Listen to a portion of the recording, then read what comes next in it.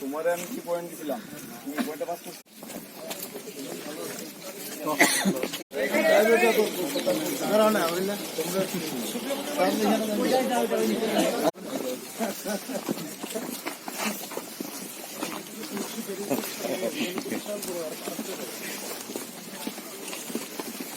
চিনে তারা মানে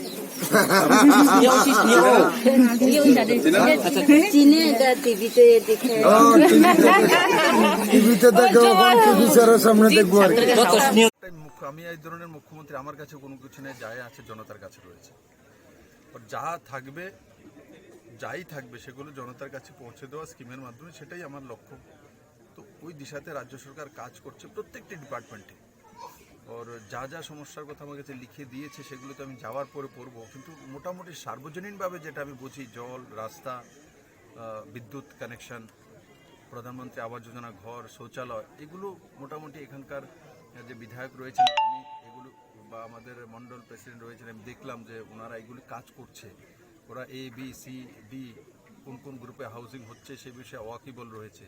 কে কোনটা পাবে, কবে পাবে, একটা মানে তাদের কাছে ডেটা রয়েছে। তো স্বাভাবিকভাবে এই কাজগুলি এখানে হচ্ছে তা বোঝা যায়, কিন্তু অনেক দিন যাবৎ হচ্ছে না, সেটা এখানের মানুষের শিকায়ত ছিল যে আমরা 25 বছর 20 বছর বঞ্চিত ছিলাম। অনেক কী কারণে ছিল সেটা তো এখানকার মানুষই বলতে পারবে।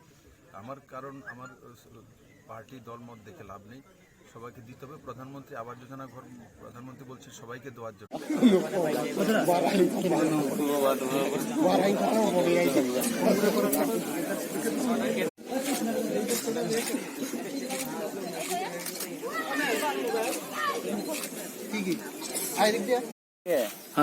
এই হোস্টেলে রান্না বান্না করার জন্য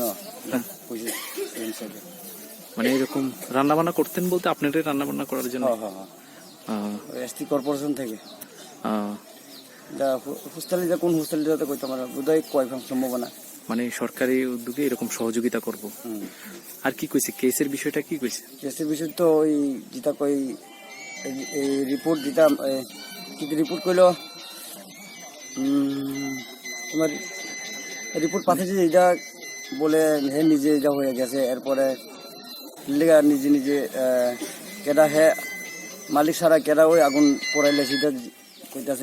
তখন তো আমি নার্ভাস, কিছু জানি না, কইতে পারি না, আমি তো তখন পাগল মনে করছেন নাকি? এখন যেটা কইছে ওই এসটি কর্পোরেশন যেটা তাড়াতাড়ি করলে ভালো হইব।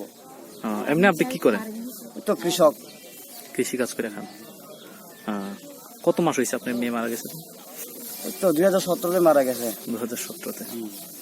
প্রশাসনিক ভাবে 2017-তে যখন রাজ্যে বাম সরকার ছিল তখন এরকম সহযোগিতা পাইছেননি? না না, কিছু পাইছেন না তারা।